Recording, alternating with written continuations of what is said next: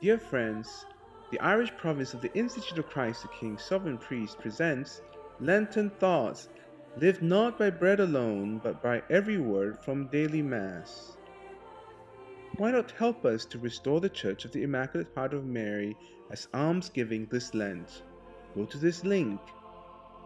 Thank you for your generosity.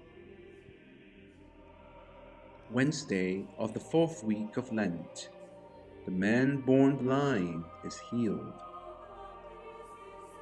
Imagine that you are among the witnesses of the wonderful miracle of the healing of the blind man related in today's Gospel, that you see our Lord, hear His word, and behold His actions.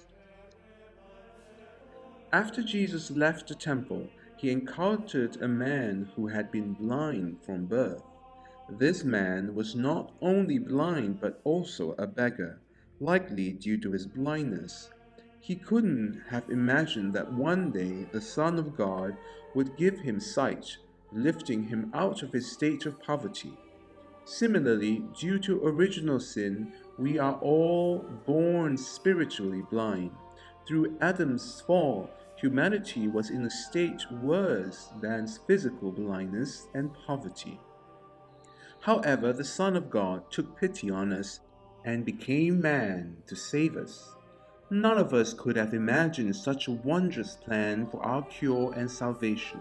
Even the greatest philosophers, holy men, or angels couldn't have foreseen the incarnation. God's love surpasses human and angelic understanding.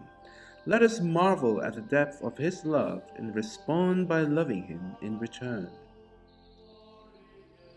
Despite the clear evidence and simple proofs of this remarkable miracle, the Jews refused to believe in it or in Jesus Christ.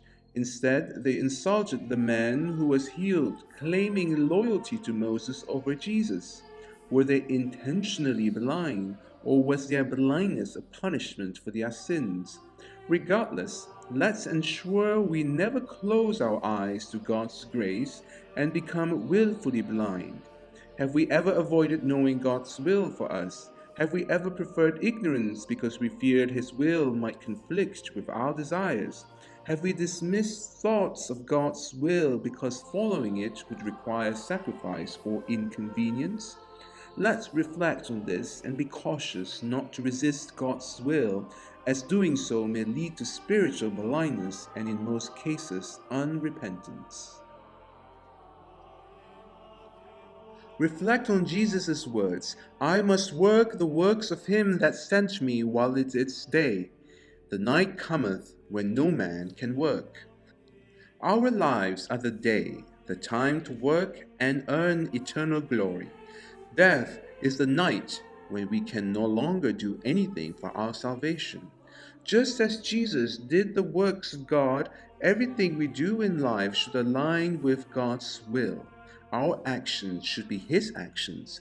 Can we honestly say that everything we do is God's work? Do we intend to do only what God wishes in the way He wants? Could we face Jesus witnessing all our actions?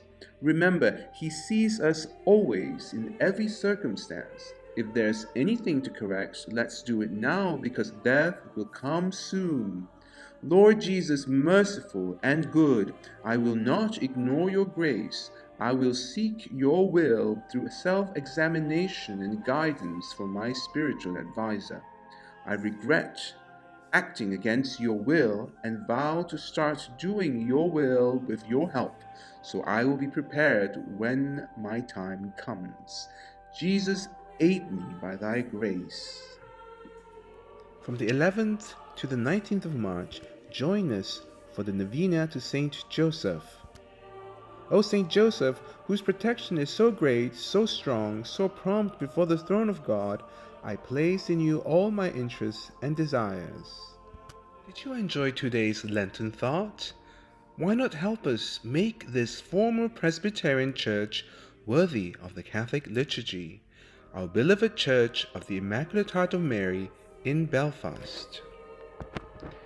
To donate, go to this link.